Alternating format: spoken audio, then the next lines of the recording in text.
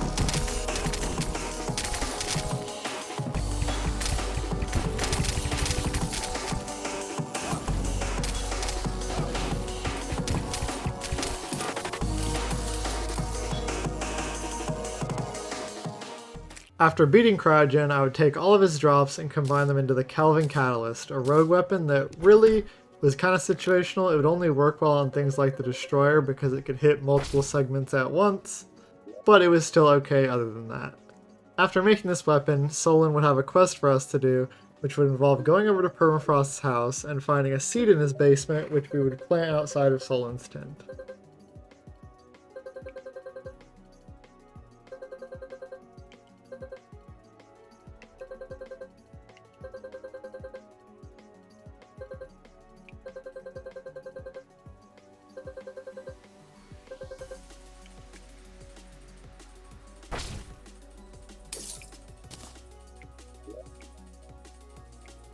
After doing this little quest though, I wanted to go to the Sulphurous Sea to kill the Aquatic Scourge.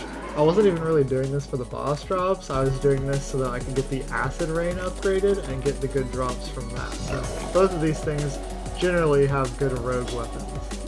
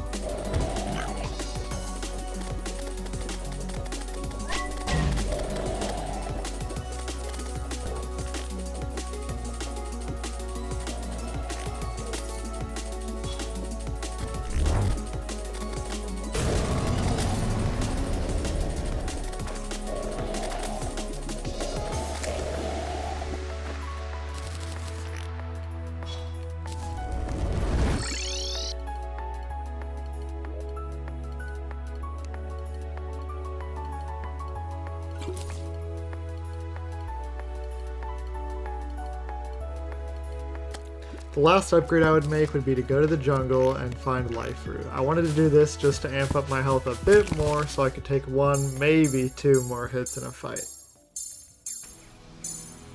The first of the mech trio I chose to fight was the twins.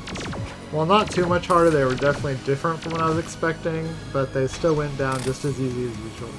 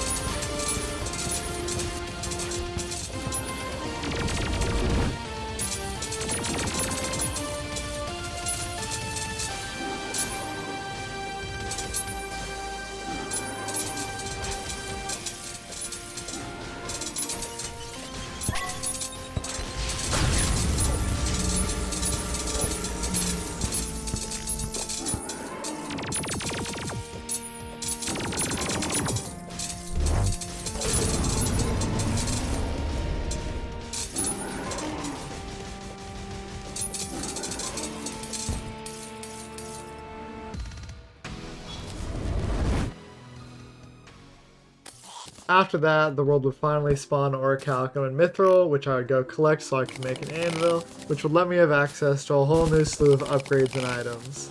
One of the items I would spot was called the Binomic Cluster. This is a Fargo's item, and this is where I would finally start prepping and working towards a bunch of the Fargo's items that I would have to make down the line to be able to hold a candle to any of the late bosses. This one in particular basically just let me get around the world easier, but it wanted a bunch of stuff from mini bosses around the world, so I'd spend some time collecting a few of these items that I currently could get. Starting with an item from a Flying Dutchman, a Rainbow Slime, an Ice Golem, a Sand Elemental, a Jungle Mimic, a Rune Wizard, the Frost Legion, which I literally haven't done since I used to play this game on Xbox 360, the Goblin Summoner, him, and then as it would turn out, that was all I needed, as I actually had some of the stuff from earlier enemies I fought, like the Feather from the Harpy and the Heart from the Nymph. This item would be really handy as it would make me immune to a whole slew of annoying effects, but also give me a few minor buffs for going around the world and for combat. Once I made this though, it was on to Skeletron Prime. He was a whole lot harder than I was expecting, mostly due to the amount of stuff they gave him in comparison to vanilla Terraria and Calamity's version of him. It just threw me off and it took a second to adjust to all the stuff he had.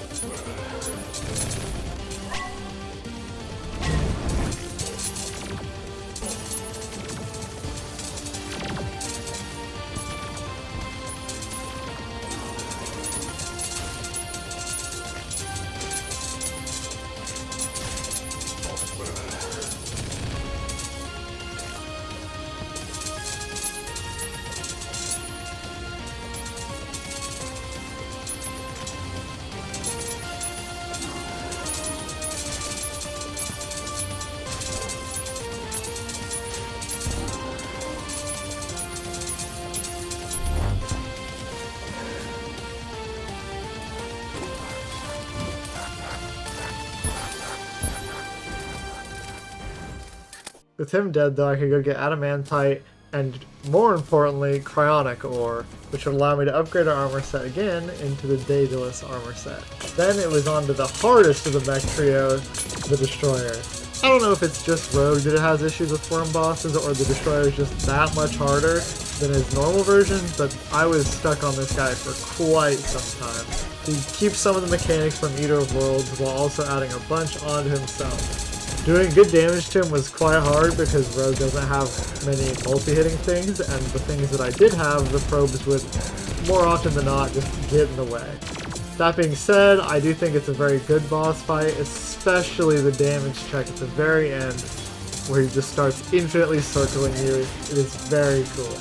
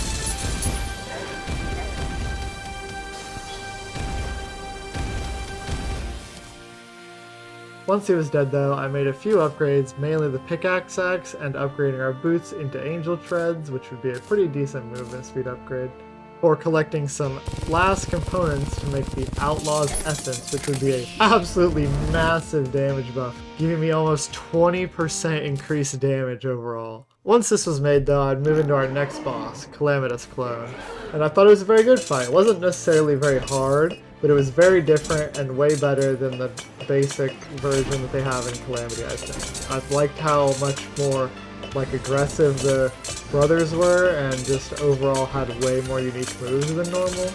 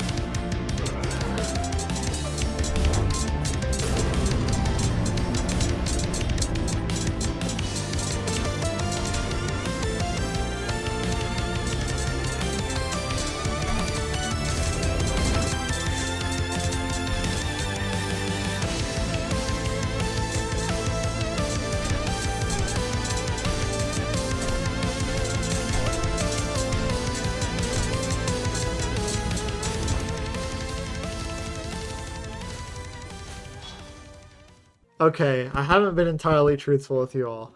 So Fargo's DLC isn't a finished mod. There's a lot of bosses missing rework-wise. However, there's still 2 remaining at the very end of Post Moonlord. So I'm going to go all the way up to those. But until then, none of the Calamity bosses will be reworked, and it'll just be base game Fargo's bosses that are different.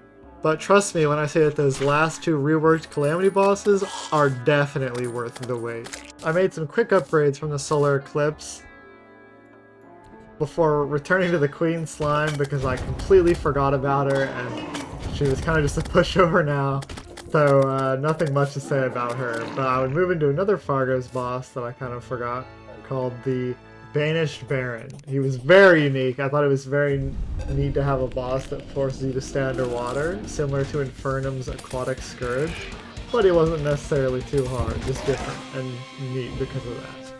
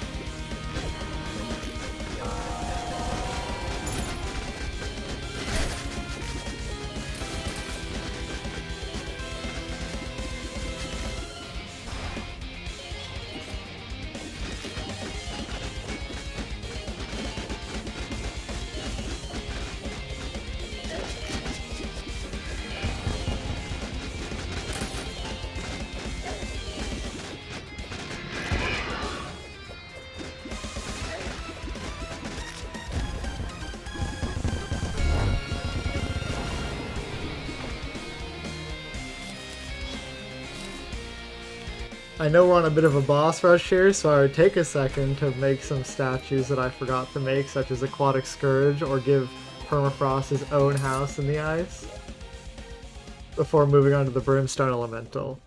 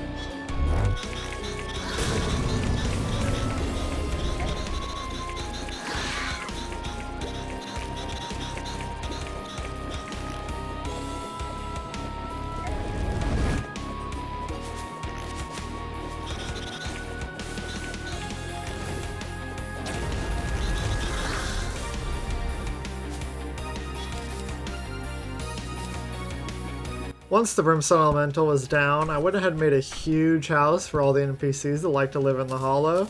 Finally finished the Mutant's house, and then I went ahead and made a whole biome and a house for the Truffle so I could have all the NPCs down and out for the rest of the run.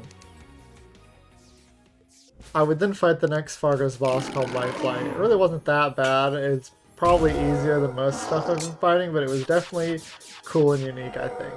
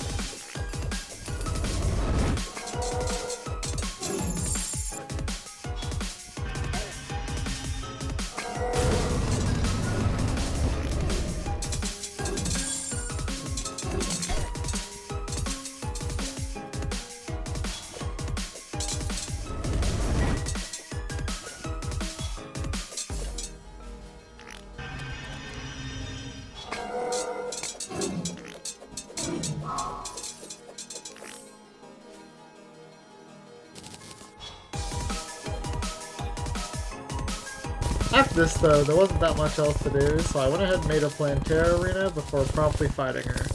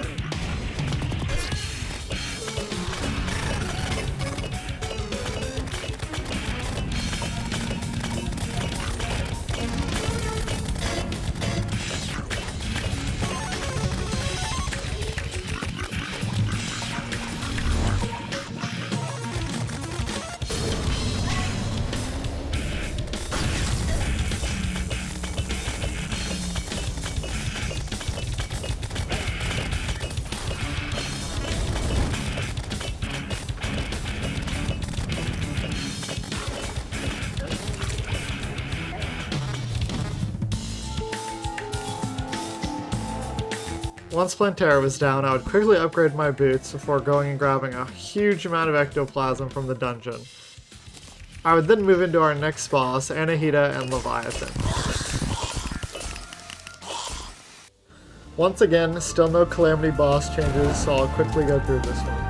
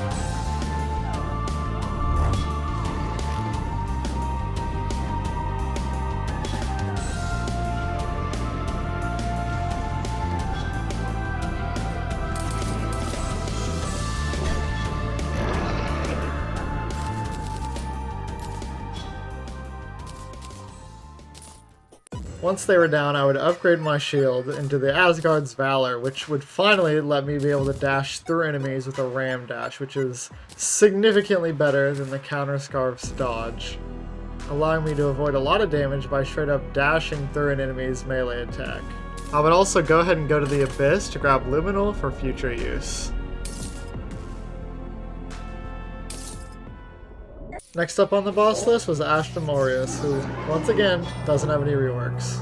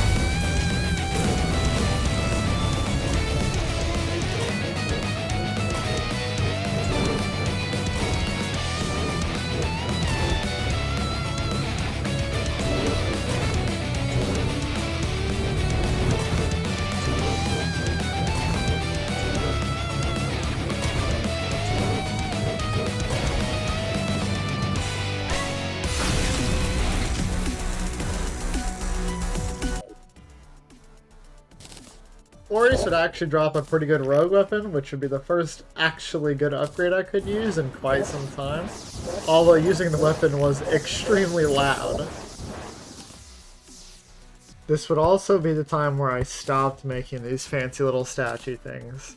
At this point I decided that the sprite work was getting way too detailed for me to make like a good looking statue thing, so I kind of just gave up after Astrum Aureus, as I didn't want to make like these humongous 200 by 200 little statue holders. And I was starting to get incredibly sick around this time, making me even less incentivized to do this. With Aureus dead now, I would immediately move into the temple to absolutely destroy Golem for his Pixar.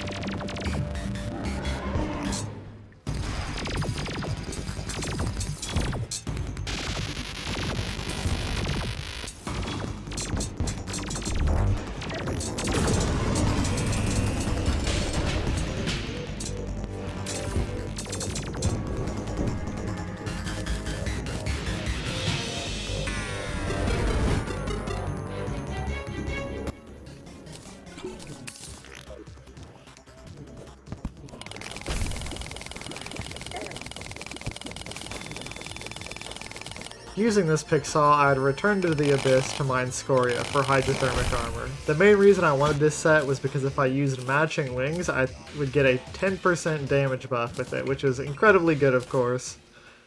It would help out with the next boss, which was Ravager. Once again, no changes, so I'm just going to speed through this one as fast as possible.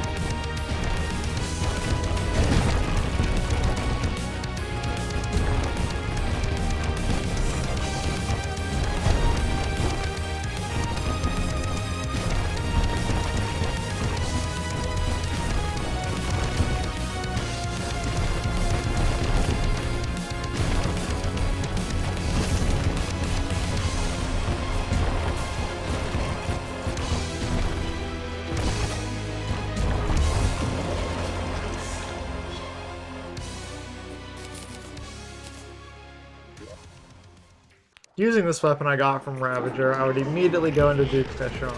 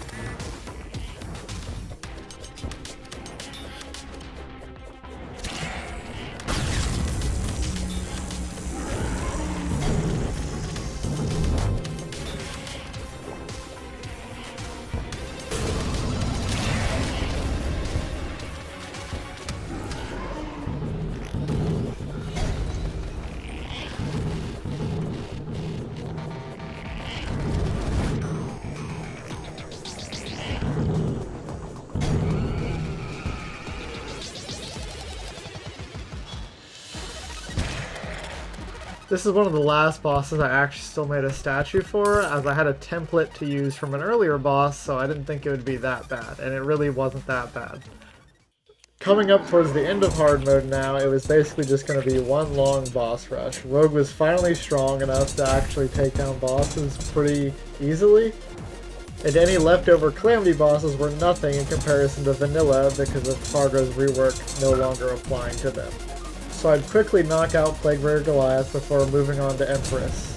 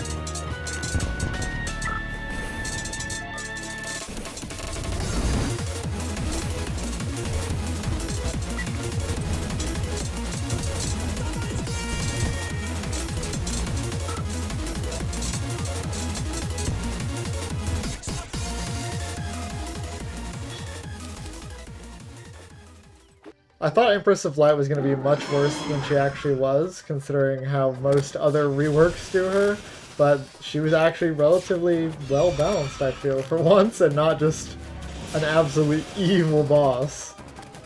She would drop a really strong item called the Precision Seal. This would reduce my hitbox overall, making me able to escape a lot of hits later that I probably should have gotten hit by.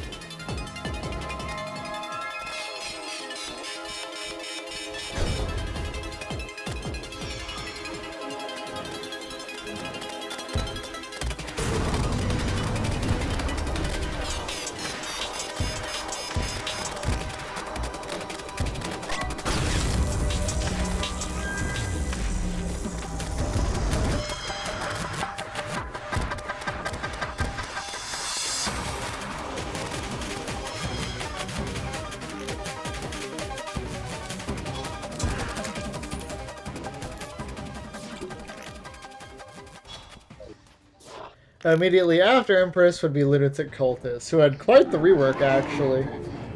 It took me a few tries to get him down. I've never lost a Lunatic so many times in a row.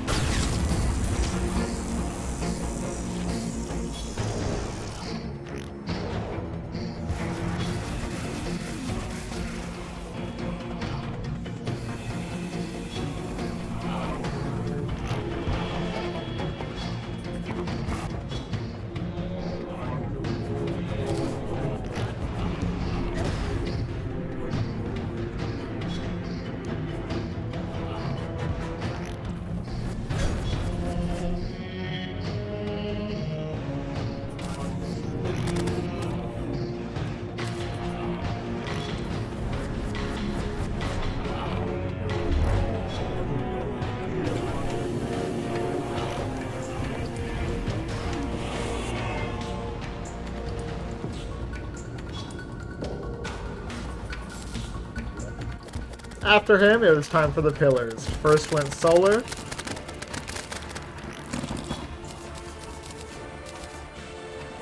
Second went Nebula.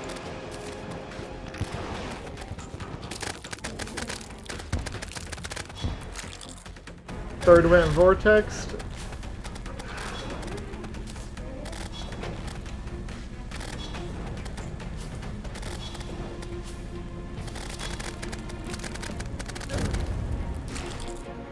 And last went Stardust.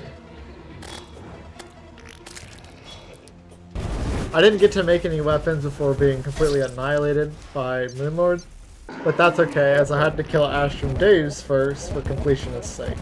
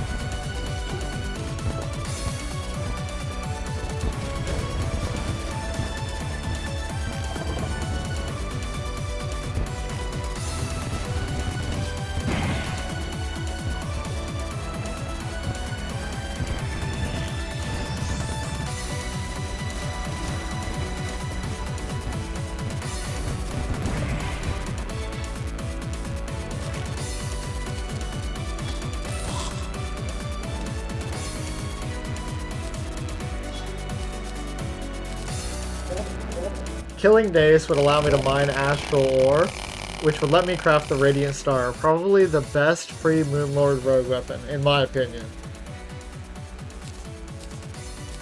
With all the bosses before Moonlord dead, I would take a minute to prep and grab some of the items needed for some of the Fargo's items that I could make after killing Moonlord.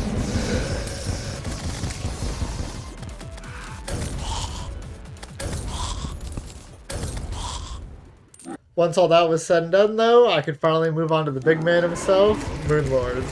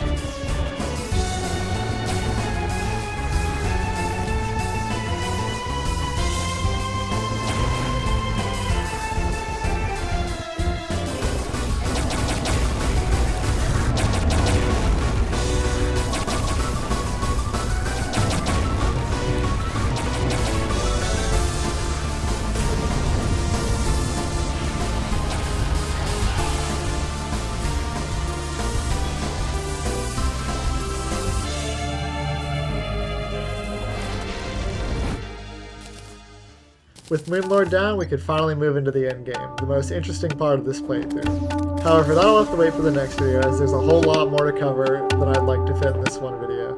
So if you like this one and like to be notified about the next part, please hit that subscribe button and like the video, as it would really help me out. Until then, I'll see you next time.